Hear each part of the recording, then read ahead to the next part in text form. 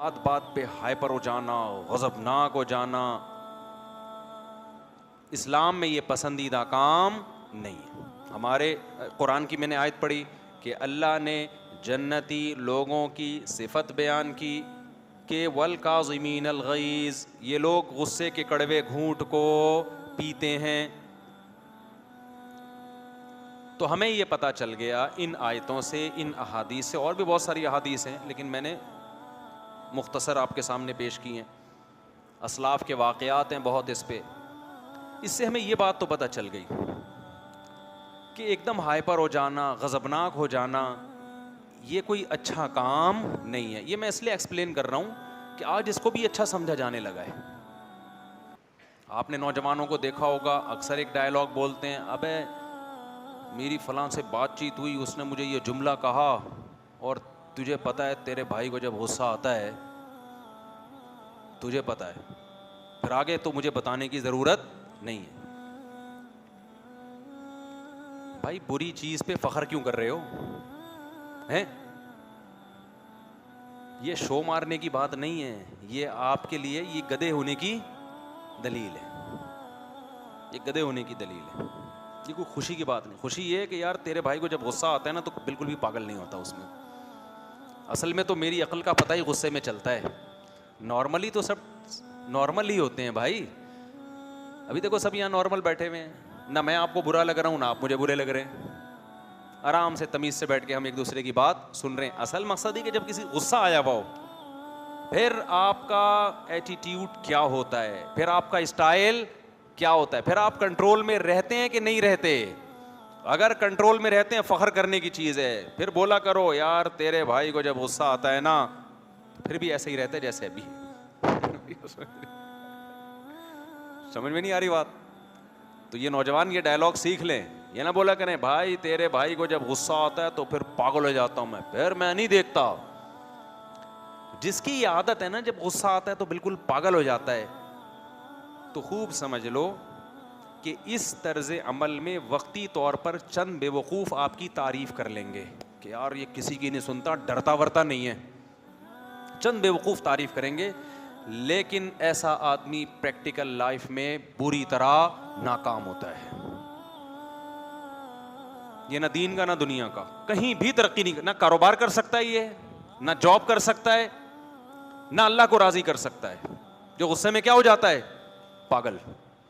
نہ یہ گھریلو لائف میں کامیاب ہے، طلاقیں بھی ہوں گی ان کے گھروں میں، بچے باغی بنیں گے، رشتہ دار ٹوٹ جائیں گے، کہیں بھی یہ کام. اور پھر ایک دن ڈپریشن سے مر جائے گا کیونکہ یہ غصے میں کیا ہو جاتا تھا؟ پاگل. اس سے صحت خراب ہوگی اس کی. ہمیشہ خوش مزاج لوگ جو غصے میں پاگل نہیں ہوتے، غصہ آتا کم ہے ان کو، ہمیشہ وہ کامیاب لائف گزارتے ہیں. ہمیشہ یاد رکھو ٹینشن دینا سیکھو. ٹینشن لینا، ٹینشن ایسی چیز ہے پارسل کرنے کی چیز ہے. کیسے ٹینشن دے دو طریقے آپ کو بتاتا ہوں ٹینشن دینے کے. ایک غلط طریقہ، ایک صحیح طریقہ. ایک پہلے غلط طریقہ بتا دیتا ہوں. وہ والا طریقہ میری مراد نہیں ہے. ایک صاحب کا فون آیا کہ میں بہت ٹینشن میں ہوں. میں نے کہا کیوں بھائی؟ کہہ رہے ہیں آج مجھے 1,00,000 روپے کسی سے میں نے قرضہ لیا ہوا تھا، وہ آج شام 6 بجے مجھے دینا ہے، میرے پاس پیسے نہیں ہیں. ٹینشن ہو رہی ہے نا. میں نے کہا پارسل کر دو ٹینشن. میں نے مزاح کیا اس سے. کہہ رہے میں کیسے پارسل کروں؟ وہ بندہ آئے گا شام 6 بجے، میرے پاس ہے نہیں، وہ تو لڑے گا مجھ سے، کہاں سے؟ میں نے کہا ٹینشن پارسل کرو. کیسے؟ میں نے کہا جب وہ آئے تو بولو نہیں ہے. تو جو ٹینشن آپ کو ہو رہی ہے وہ کس کو ہوگی؟ جب نہیں ہے تو کہاں سے دوں بھائی؟ آجا گھر میں دیکھ لے، لاکر دکھا دو اس کو، جیبیں دکھا دو. میں نے کہا اس سے کیا ہوگا کہ تھوڑی دیر تک تو ٹینشن پارسل ہونے میں ٹائم لگے گا، ایک دم سے نہیں چلی جائے گی. تھوڑی تھوڑی جو ہے نا، جیسے بلوٹوتھ سے کوئی فائل جا رہی ہوتی ہے نا، فائل ہلکی ہلکی ٹرانسفر، تھوڑا تھوڑا.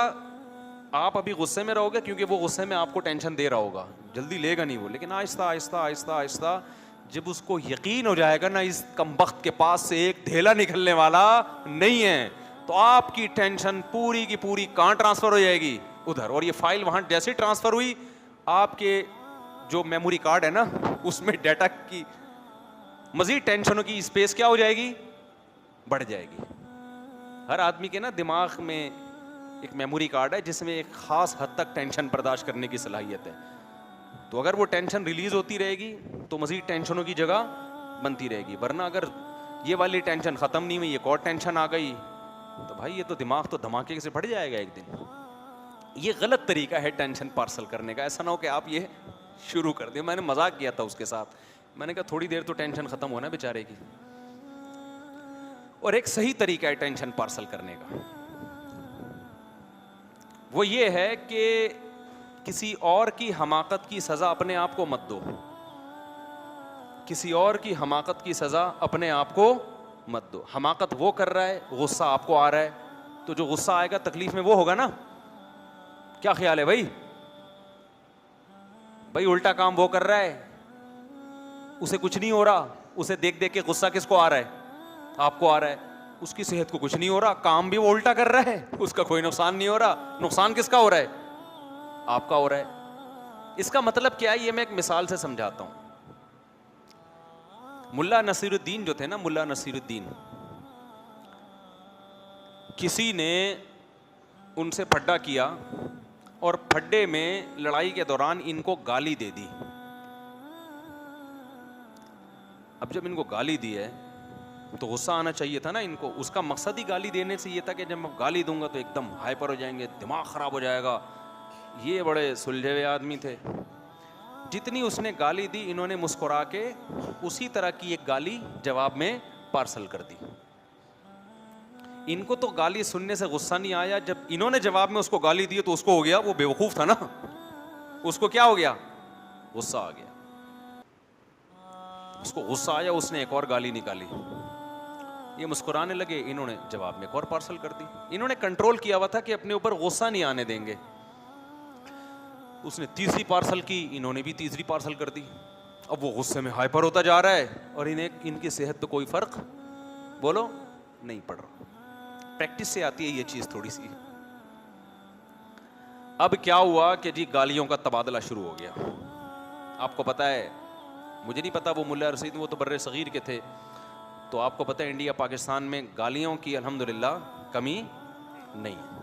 کوئی بھی گالی جس وقت بھی آپ دینا چاہیں تو مارکیٹ میں اویلیبل ہے. ایسا نہیں ہوتا کہ زبان کہیں اٹک جائے، آپ کے منہ میں گالی نہ آ رہی ہو. تو اب کیا ہوا ہے کہ دونوں کا گالیوں کا مقابلہ شروع ہو گیا. ملا رشید نے کہا اچھا ایسا کرتے ہیں، گالیاں کھیل رہے ہیں نا، تو جتنی گالیاں مجھے دے سکتا ہے نا دے دے، پہلے تو نا ساری ختم کر دے. اس بندے جس کو غصہ آیا ہوا تھا اس نے کہا چلو اچھا مجھے موقع مل گیا، اب میں ایک ایسی گالی دوں گا نا، اس کو غصہ کیوں نہیں آ رہا ہے، اس کو غصہ دلاؤں گا میں. اس نے ایک گالی، دو گالی، تین گالی، چار گالی، یہ آرام سے ٹھنڈے پیٹوں سن رہے ہیں بیٹھ کے. جتنی گالیاں وہ دے سکتا تھا، ساری گالیاں جو اس کائنات میں تھیں وہ ساری کیا ہو گئیں؟ ختم. اور یہ بیٹھے ہوئے آرام سے مسکرا رہے ہیں. انہوں نے کہا دیکھ لے، سوچ لے مزید کوئی گالی. وہ سوچ کے پھر کوئی گالی لے آتا. بالآخر تھک گیا نا، اس نے کہا اب ختم بھائی. انہوں نے کہا میرا نمبر ہے. اس نے کہا جتنی گالیاں تو نے دی ہیں وہ بھی، جتنی اس کائنات میں موجود ہیں، جتنی ماضی میں کوئی کسی کو دے چکا ہے، جتنی حال میں دے رہا ہے اور جتنی فیوچر میں دے گا، وہ ساری ایک تھیلے میں اور وہ تجھے. اس کو غصہ آیا، بولا الو کے پٹھے. اس نے کہا تھیلے میں، یعنی یہاں سے ریورس ہو کے کہاں جا رہی ہے؟ اس نے کہا جو بھی گالیاں نکال رہے ہیں نا وہ کہہ رہے ہیں کہاں ہے وہ؟ تھیلے میں. اب تو جتنی گالیاں دے گا وہ آلریڈی میں ریورس کر کے، وہ ساری کس کو جا کے لگ رہی ہیں؟ اب وہ ہو رہا ہے لال پیلا، بلڈ پریشر ہائی. یہ واقعہ کیوں میں سنا رہا ہوں کہ غصے میں، جو غصہ میں تھا اس کا فیصلہ درست تھا، یا جس نے غصہ مسلط نہیں ہونے دیا اس کا فیصلہ درست تھا؟ دشمن کو تکلیف دے دی نا، جو اپنی کھوپڑی استعمال کر رہا ہے، غصہ نہیں آنے دے رہا، اس کے فیصلے درست ہوتے ہیں. اور جو کھوپڑی استعمال نہیں کرتا، جذباتی ہو جاتا ہے، وہ اپنا نقصان کر رہا ہوتا ہے جذبات میں. تو یہ جو ڈائلاگ ہے نا، میں غصے میں پاگل ہو جاتا ہوں، میں یہ ہو جاتا ہوں، میں یہ ہو جاتا ہوں، یہ ٹھیک نہیں ہے. اچھا یہ خوب سمجھ لیں، اسلام چونکہ دین فطرت ہے، اسلام یہ نہیں کہتا کہ غصہ ختم کر دو،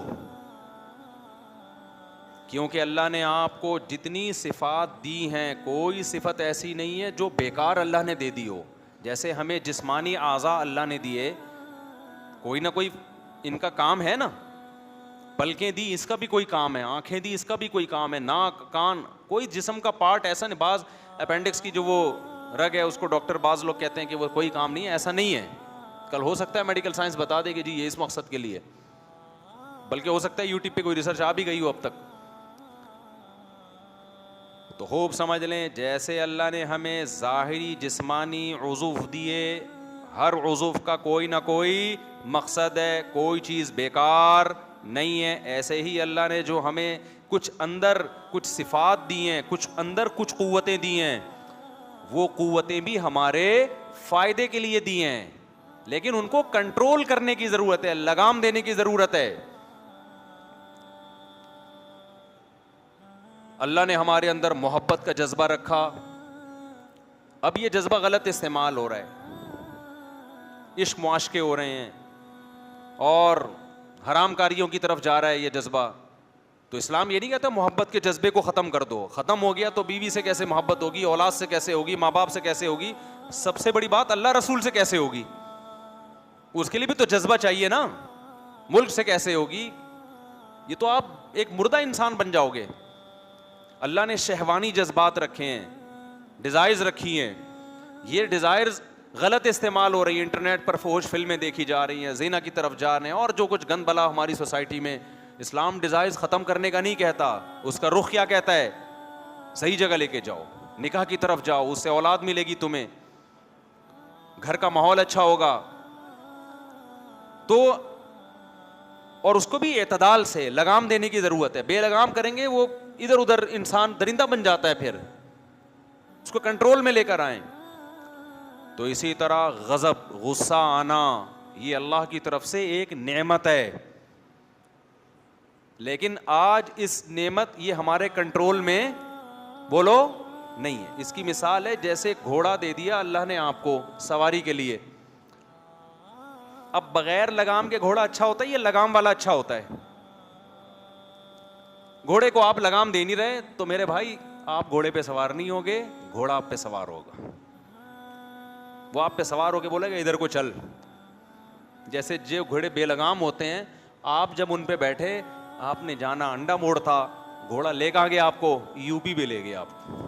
ایسا ہی ہو رہا ہوتا ہے. میں بچپن میں ایک دفعہ ساحل سمندر پہ گھوڑے پہ بیٹھا تو لگام نہیں تھی، یا لگام ہوگی، سرکش تھا، مجھے ابھی یاد نہیں. تو میں جدھر کو بھاگ رہا ہوں گھوڑا کہاں بھاگ رہا ہے، میں تو ڈر گیا. میں نے کہا بھائی پتہ نہیں کہاں لے کے جا رہا ہے مجھے، ہم ادھر کو جانا چاہتے ہیں، یہ کہیں اور لے جا، کنٹرول میں ہی نہیں. اب اس کا ایک حل تو یہ ہے کہ ہم کہیں گھوڑے پالنا ہی حرام ہے، سواری رکھنا ہی حرام ہے. او بھائی نہیں، یہ تو اللہ نے انسانوں کی خدمت کے لیے جانور پیدا کیے ہیں بھائی، تو ان کی خدمت کے لیے ضروری ہے کہ ان طاقتوں کو لگام دی جائے. لگام یہ آپ پہ سوار نہ ہو، بلکہ یہ آپ کے کنٹرول میں ہو، آپ ان کے کنٹرول میں نہ ہو. تو جو آدمی غصے میں پاگل ہو جاتا ہے، اس کا مطلب وہ غصے کے کنٹرول میں ہے، غصہ اس کے کنٹرول میں نہیں ہے.